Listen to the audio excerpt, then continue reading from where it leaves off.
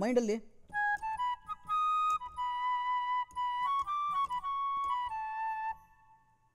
ಹಾಡ್ಕೊಳ್ಳಿ, ಬರುತ್ತೆ. ಕರೆಕ್ಟಾಗಿದೆ. ಆರೋಹಣದಲ್ಲಿ ನೀ ಟೂ ಬರುತ್ತೆ. ಕರೆಕ್ಟಾಗಿ ಹೋಗಿ ಟಚ್ ಆಗ್ತಿದೆ. ಹಾಂ, ಕರೆಕ್ಟಾಗಿದೆ. ಕರೆಕ್ಟು.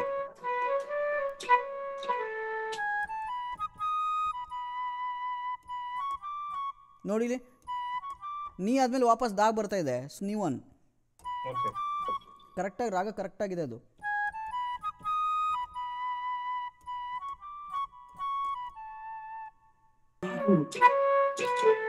S, finger. ಇವಾಗ ಸ್ವರ ಗೊತ್ತಾಯ್ತಾ, ಎಲ್ಲೆಲ್ಲಿ ಹೋಗಬೇಕು ಅಂತ ಗೊತ್ತಾಯ್ತು ನಿಮಗೆ. ಸೊ ಹೆಂಗೆ ಹೋಗಬೇಕು, ಏನು ಯೂಸ್ ಮಾಡಬೇಕು ಟೂಲ್ ಅಂತ ಈಗ ನೋಡ್ಕೊಳ್ಳಿ. ಈಗ ಈಗ ಫಸ್ಟ್ ಫುಲ್ ಫ್ರೇಸ್ ನುಡಿಸ್ತೀನಿ, ಕ್ಲೀನಾಗಿ ಗೊತ್ತಾಗುತ್ತೆ.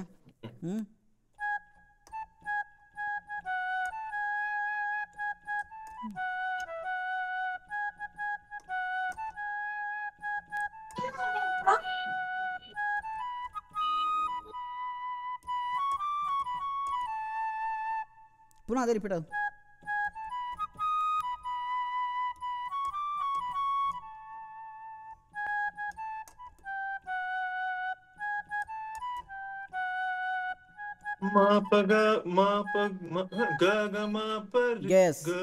ಆ ಥರ ನುಡ್ಸಿದ್ನ ನೀವು ಡಿಕೋಡ್ ಯಾವಾಗ ಮಾಡ್ತೀರ ಅವಾಗ ಕರೆಕ್ಟಾಗಿ ಸ್ವರ ಗೊತ್ತಾಗುತ್ತೆ. ಗ ಗ ಮ ಪ ಗ ರಿ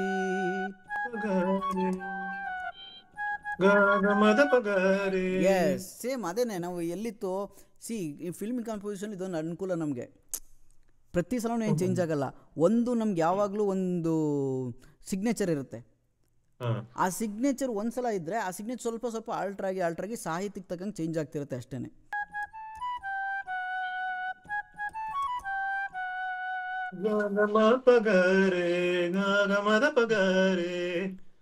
ಸರಿ ಗರಿ ಮ ಪದ ಪ ಗಾರಿ ಸರಿ ಮಾಡ್ಕೊಳ್ಳಿ, ಇನ್ನೂ ಚೆನ್ನಾಗಿರುತ್ತೆ. ಗಾರಿ ಸರಿ ಮಾಡ್ಕೊಳ್ಳಿ, ಇನ್ನೂ ಚೆನ್ನಾಗಿರುತ್ತೆ. ಗಾರಿ ಸರಿ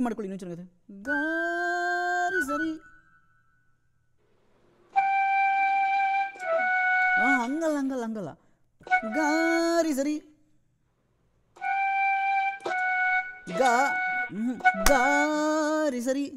ಗಾರಿ ಸರಿ ರಿಸರಿ.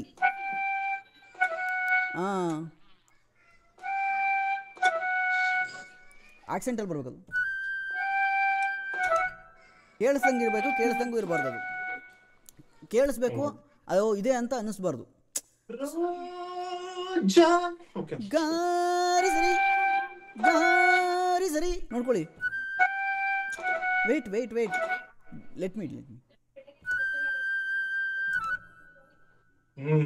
ಅದನ್ನೇ ಗಾರಿ ಸರಿ. ನೀವು ಫಿಂಗರ್ ನೋಡಿ ಇಲ್ಲಿ. ನೀವು ಯಾವ ಫಿಂಗರು ಫ್ಲೂಯೆಂಟಾಗಿ ನಮ್ಮ ಕೈ ಮೇಲೆ ನೋಡಿ. ಇಲ್ಲಿ ಹಿಂಗಿದ್ರೆ ನಮ್ಮ ಕೈ ಹಿಂಗಿದೆ ಅಲ್ವಾ. ತುಂಬ ಇಂಪಾರ್ಟೆಂಟ್ ಪಾಯಿಂಟ್ ಇದೆ, ಹೇಳ್ತೀನಿ ಕೇಳ್ಕೊಳ್ಳಿ. ನಮ್ಮ ಕೈ ಹಿಂಗಿದೆ ಅಲ್ವಾ, ಹಿಂಗಿದೆ ನಮ್ಮ ಕೈ. ಇಲ್ಲಿ ಯಾವ್ಯಾವ ಫಿಂಗರ್ ನಿಮಗೆ ನ್ಯಾಚುರಲಾಗಿ ಇಲ್ಲೆಲ್ಲ ಆಡಬೇಕಾಗಿರೋ ಫಿಂಗರ್ಸು ಖಂಡಿತ ಇಲ್ಲಿ ಅಲ್ವೇ ಅಲ್ಲ. ಕೈ ಫಿಂಗರ್ಸ್ ಇಲ್ಲಿ ಆಡೋದು ಅಲ್ವೇ ಅಲ್ಲ. ಇಲ್ಲಿ ನೋಡಿ, ಇಲ್ಲಿ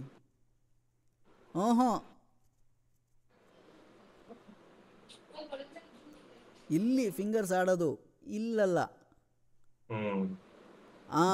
ಅದು ಎಕ್ಸಸೈಸ್ ಮಾಡಿ ತಗೊಳ್ಳಿ. ಈ ಥರ ಬಾಲ್ ತಗೊಳ್ಳಿ.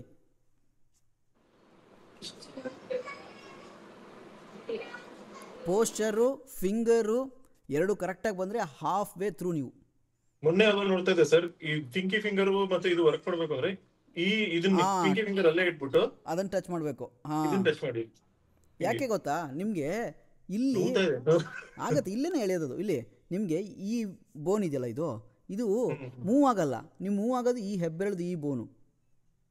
ಸೊ ನಿಮ್ಗೆ ಇದನ್ನೇ ಮೂವ್ ಮಾಡ್ಬೇಕು. ನೀವು ಪಿಂಕಿ ತೊಗೊಂಬಂದು ಇಲ್ಲಿ ತರೋಕ್ಕಾಗಲ್ಲ. ನಿಮ್ಗೆ ನೋಡಿ, ಇಲ್ಲಿ ಫ್ಲೆಕ್ಸಿಬಲ್ ಇರೋದು ಯಾವ ಬೋನ್ ಇದು ಇದಾಗಲ್ಲ. ಇದು ಮೂವೇ ಆಗಲ್ಲ. ಇದು ಇದ್ದಲ್ಲೇ ಇರುತ್ತೆ.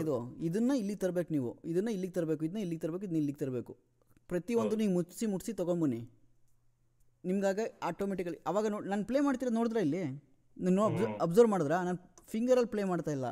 ನಾನು ಇಲ್ಲಿ ಈ ಪೊಸಿಷನ್ ಇದೆಯಲ್ಲ, ನೋಡಿಲಿ ಹ್ಮ್ ಈಗಂದಾಗ ಏನು ಮೂವ್ ಆಗ್ತಿದೆ. ತುಂಬ ಇಂಪಾರ್ಟೆಂಟ್ ಇಲ್ಲ ಇದು ಲೆಸನ್ ಇದು.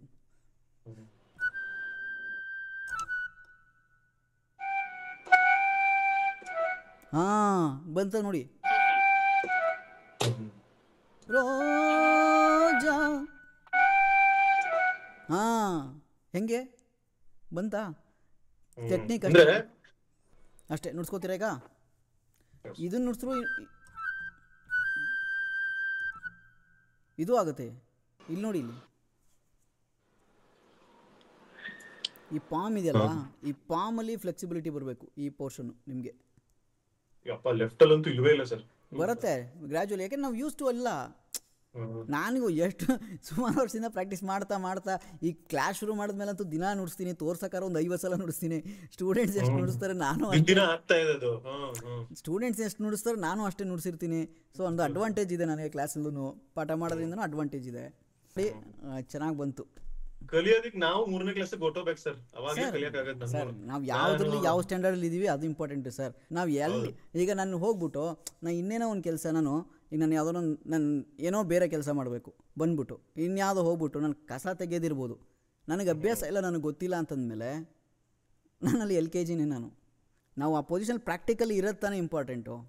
Practically am I possible to do? I'm in that position. Literally do I have not knowledge, fluency ಇಲ್ವಲ್ಲ. ಅಕ್ಸೆಪ್ಟ್ ಅಷ್ಟೇ, ಅಕ್ಸೆಪ್ಟ್ ಆ್ಯಂಡ್ ಮೂವ್ ಆನ್. ಇದೆಲ್ಲ ಸರ್ ಓವರ್ ದ ಪಿರಿಯಡ್ ಗ್ರ್ಯಾಜುವಲಿನೇ ಬಂದಿರೋದು. ಸೊ ಹಾಗಾಗಿ ನನಗೂ ಅದು ಆ ಥರ ನಾನು ಯಾರಿಗೂ ಅಡ್ವೈಸು ಮಾಡೋದ, ಬರ್ಬೇಕ್ರಿ ಬರಲಿಲ್ಲ ಯಾಕ್ರಿ, ಹಾಗೆ ಅಲ್ಲ. ವೇ ಇದೆ, ಹಿಂಗೆ ಹೇಳಿದ್ನಲ್ಲ ಈಗ ಆ ಥರ ವೇ ಇದೆ. ಆ ವೇ ಹೇಳಿದ್ರೆ ಯಾರು ಬೇಕಾದ್ರೂ ಅರ್ಥ ಮಾಡ್ಕೋಬೋದು. ಸೊ ಅಲ್ಟಿಮೇಟ್ ಗೋಲ್ ಏನು, ಅಲ್ಟಿಮೇಟ್ಲಿ ಏನಾಗಬೇಕಾಗಿರೋ ರಿಸಲ್ಟ್ ಏನು, ನೀವು ಕಲಿತು ನುಡ್ಸೋಕ್ಕಾಗಬೇಕು. ಅಲ್ಲಿಂದ ರಿಸಲ್ಟು ಬರಬೇಕು. ಬಂದಾಗ ಅದ್ರದ್ದು ಸಾರ್ಥಕ ಅದೂ ನನಗೂ ಚಾಲೆಂಜೇ. ಅದು ಸುಮ್ಮನೆ ನಾನು ಹೇಳ್ಬಿಟ್ಟೆ ನೀವು ಕಲ್ತ್ಕೊಳ್ಳೋದು ಬಿಡೋದು ನಿಮ್ಮ ಇಷ್ಟ ಹಂಗೆ ಹೇಳೋಕ್ಕಾಗಲ್ಲ ನಾನು. ನಿಮ್ಗೆ ಯಾವುದೋ ಒಂದು ದಾರಿಲಿ ಯಾವುದೋ ಒಂದು ಪಾಯಿಂಟಲ್ಲಿ ಅರ್ಥ ಆಗುತ್ತೆ, ಎಲ್ಲೋ ಒಂದು ಬ್ಲಾಕೇಜ್ ಇರುತ್ತೆ, ನಾನು ಅದನ್ನು ಫಿಗರ್ ಔಟ್ ಮಾಡಬೇಕು. So that's also my responsibility. Fine sir, ಇದನ್ನು ಪ್ರಾಕ್ಟೀಸ್ ಮಾಡ್ಕೊಳ್ಳಿ. ಹಾರ್ಡ್ ಕಂಪ್ಲೀಟ್ ಆಯ್ತು ಇವತ್ತಿಗೆ. ಇಲ್ಲಿಗೆ ನಾಲೆಡ್ಜ್ ವೈಸ್ ತುಂಬ ಇನ್ಫಾರ್ಮೇಷನ್ ಟ್ರಾನ್ಸ್ಫರ್ ಆಗಿದೆ. ನೀವು ಇದನ್ನೆಲ್ಲ ಹೆಂಗೆ ಸ್ಟ್ರಕ್ಚರ್ ಮಾಡ್ಕೋತೀರ ನೋಡಿ. ದಿನ ಏನು ಹೇಳ್ಕೊಟ್ಟಿದ್ದೀನಿ ಅದನ್ನೆಲ್ಲ ಅದೇ ಸ್ಟೆಪ್ಪು ಪ್ರಾಕ್ಟೀಸ್ ಮಾಡ್ತಾ ಹೋಗಿ. ಏಕತಾಳ ಎಲ್ಲ 5 ಜಾತಿನಲ್ಲೂ ಏಕತಾಳ. ತ್ರಿಶ್ರ, ಚತುಶ್ರ, ಖಂಡ, ಮಿಶ್ರ, ಸಂಕೀರ್ಣ ಆದರೆ ಮಾಡಿಲ್ಲ ಅಂದರೆ 4 ಜಾತಿ ಅಂತೂ ಬರಲೇಬೇಕು. ಯಾವುದಾದ್ರು ಒಂದು ರಾಗ ತಗೊಳ್ಳಿ, ಎಲ್ಲ ರಾಗದಲ್ಲೂ ಮಾಡಿದ್ರೆ ತುಂಬ ಒಳ್ಳೆಯದು. ರಾಗ ಚೇಂಜ್ ಆದಂಗೆ ಫಿಂಗರ್ ಚೇಂಜ್ ಆಗುತ್ತೆ. ನಿಮ್ಗೆ ಇನ್ನೊಂದು ಅಡ್ವಾಂಟೇಜು, ಬಿಡಬೇಡಿ ಮಾಡಿ, ಎಲ್ಲದರಲ್ಲೂ ಮಾಡಿ. ಮಪ ಮಪದ ಪದ ಪದನಿ ಧನಿ ಧನಿ ಸ ಅದು ಸೂಪರ್. ಹಿಂಗೆ ಸ್ವರನೂ ಕಲ್ತ್ಕೋಬಹುದು. ನಿಜ, ಚೆನ್ನಾಗಿದೆ. ಅದಾದ್ಮೇಲೆ ನೆಕ್ಸ್ಟು ಏಕತಾಳಕ್ಕೆ ಮಾತ್ರ ಎಕ್ಸೈಸ್ ಇರೋದು.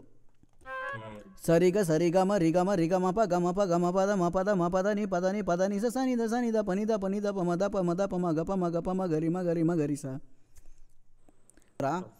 ಈ 4 exercise compulsory. First speed, second speed.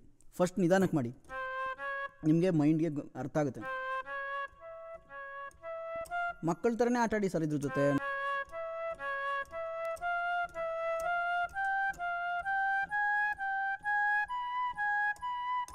ಈಗ ಎಂಜಾಯ್ ಮಾಡಿ, ಫಸ್ಟ್ ಎಂಜಾಯ್ ಮಾಡಿ. ನೀವು ಏನು ಮಾಡಿದ್ರು, ಒಂದು ಚಿಕ್ಕ ಕೆಲಸ ಮಾಡಿದ್ರು ಎಂಜಾಯ್ ಮಾಡಿ. ಅದನ್ನು ಲೈಕ್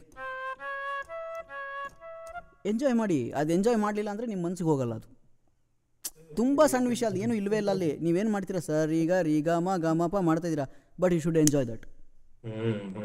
ಅದನ್ನು ಎಂಜಾಯ್ ಮಾಡಿ. ಫಸ್ಟು ಚಿಕ್ಕದನ್ನ ಎಂಜಾಯ್ ಮಾಡಿ, ಆಮೇಲೆ ನೆಕ್ಸ್ಟು ನೆಕ್ಸ್ಟ್ ಸ್ಪೀಡ್ ಮಾಡಿದೆ ಅಂತ ಎಂಜಾಯ್ ಮಾಡಿ. ಖುಷಿ ಪಡಿ, ಮಗು ಥರ ಖುಷಿ ಪಡಿ.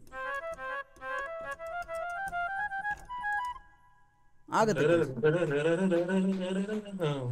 ಫಿಲ್ಮಲ್ಲಿ ಮಾಡೋದೇನು, ಇದನ್ನ ಸ್ಟ್ರಿಂಗ್ಸಲ್ಲಿ ಹಾಕೊಂಡ್ಬಿಟ್ಟು ನುಡ್ಸ್ಬಿಟ್ರೆ ಫಿಲ್ಮ್ BGM ಇದು. ಹೌದು, ಹಳೆ ಕಾಲದ ಚೇಸಿಂಗ್ BGM. ಇನ್ನಂಗೆ ಹಿಂಗೇನೆ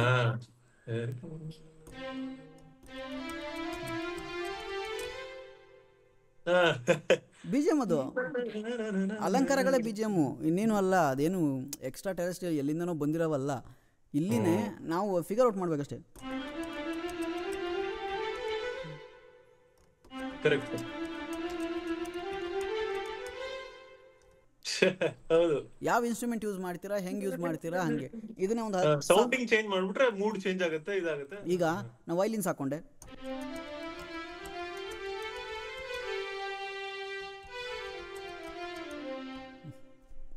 ಇದನ್ನು ಪ್ರಾಕ್ಟೀಸ್ ಮಾಡಿ ಸರ್. ಇದಿಷ್ಟು ಈ ಸಿಂಪಲ್ ಎಕ್ಸಸೈಸ್ಗಳು ಮಾಡಿ ಸಾಕು, ಇನ್ನೇನು. ಮಾಡ್ತೀನಿ, ಖಂಡಿತ ಮಾಡ್ತೀನಿ ಸರ್ ಇದು. ಓಕೆ ಫೈನ್ ಸರ್, ಸಿಗುವ ನೆಕ್ಸ್ಟ್ ಕ್ಲಾಸ್.